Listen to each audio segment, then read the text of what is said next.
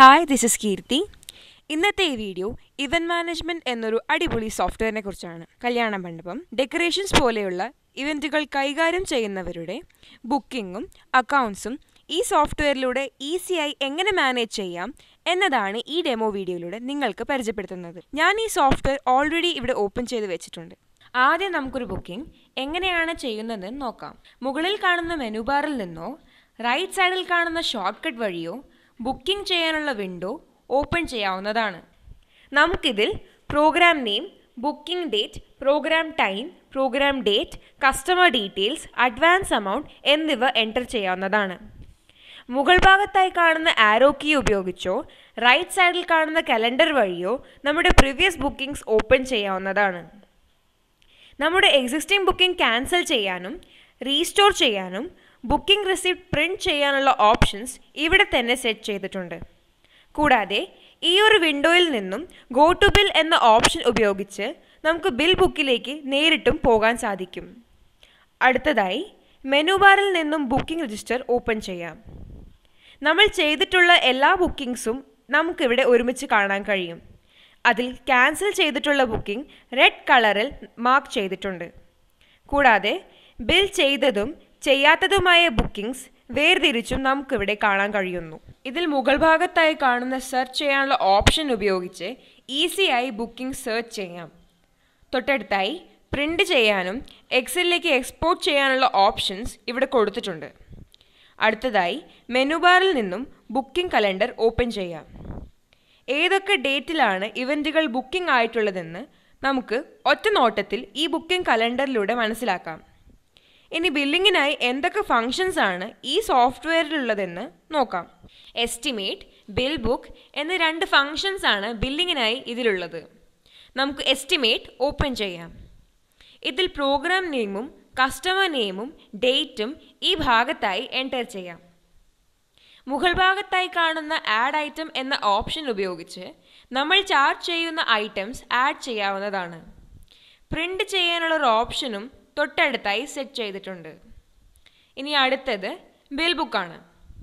Menu ബാറിൽ നിന്ന് നേരിട്ടോ റൈറ്റ് സൈഡിൽ കൊടുത്തിട്ടുള്ള ഷോർട്ട് കട്ട് വഴിയോ ബിൽ ബുക്ക് ഓപ്പൺ ചെയ്യാം. സെർച്ച് ഐ ഡി എന്ന ഓപ്ഷൻ ഉപയോഗിച്ച് പ്രോഗ്രാം ഫൈൻഡ് ചെയ്തോ ഞാൻ നേരത്തെ പറഞ്ഞിട്ടുള്ള ബുക്കിംഗ് വിൻഡോയിലെ ഗോ ടു ബിൽ എന്ന ബട്ടൺ പ്രസ് ചെയ്തോ ബുക്കിംഗ് ഡീറ്റെയിൽസ് ആയ program name, customer name, booking I D, advance amount എന്നിവ നമുക്ക് ബില്ലിലേക്ക് കൊണ്ടുവരാം.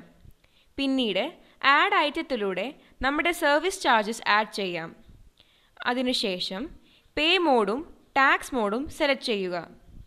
നറേഷൻ നോട്ടും ഡിസ്കൗണ്ട് എമൗണ്ടും ഉണ്ടെങ്കിൽ ഇവിടെ എൻ്റർ ചെയ്യാം.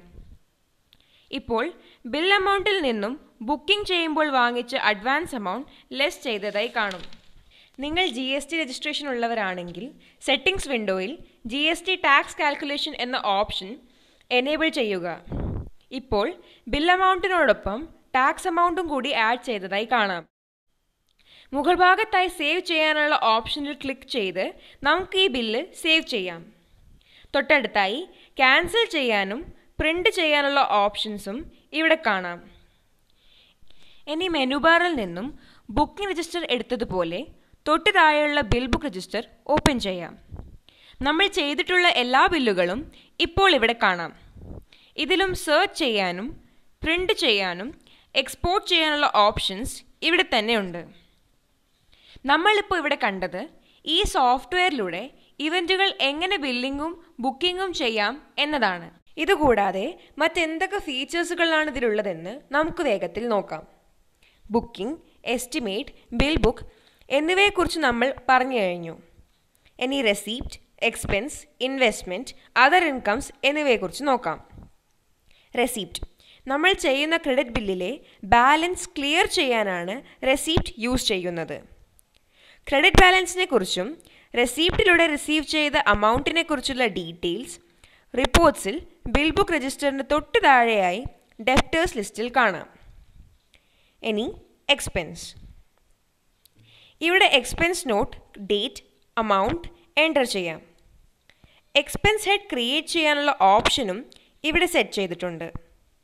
നമ്മൾ എൻ്റർ ചെയ്തിട്ടുള്ള എക്സ്പെൻസ് രജിസ്റ്ററിലൂടെ നമുക്ക് കാണാനും സാധിക്കും.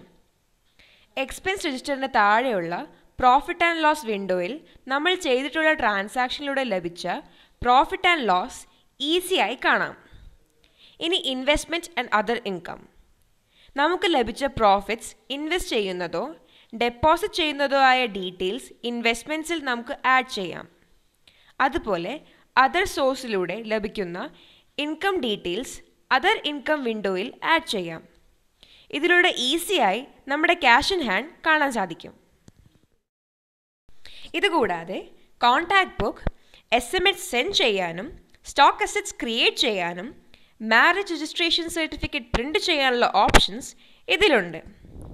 ചുരുങ്ങിയ സമയം കൊണ്ട് ഈ സോഫ്റ്റ്വെയറിനെ കുറിച്ച് ഞാൻ പറഞ്ഞ കാര്യങ്ങൾ നിങ്ങൾക്ക് മനസ്സിലായി എന്ന് കരുതുന്നു.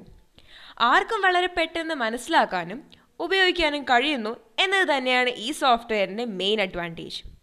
ഈ ഇവൻറ്റ് മാനേജ്മെൻറ്റ് സോഫ്റ്റ്വെയറിനെ കുറിച്ച് കൂടുതൽ അറിയാനും ഓർഡർ ചെയ്യാനും നിങ്ങൾക്ക് സ്ക്രീനിൽ കാണുന്ന നമ്പറിലേക്ക് കോൺടാക്റ്റ് ചെയ്യാം. ഈ വീഡിയോ നിങ്ങൾക്ക് ഇഷ്ടമായെങ്കിൽ ലൈക്ക് ചെയ്യുക, ഷെയർ ചെയ്യുക. ഈ ചാനൽ ഇതുവരെ സബ്സ്ക്രൈബ് ചെയ്തിട്ടില്ലെങ്കിൽ ദയവായി സബ്സ്ക്രൈബ് ചെയ്യുക. ഈ സോഫ്റ്റ്വെയറിനെ കുറിച്ചുള്ള കൂടുതൽ വീഡിയോസുമായി അടുത്തൊരു വീഡിയോയിൽ കാണാം. താങ്ക്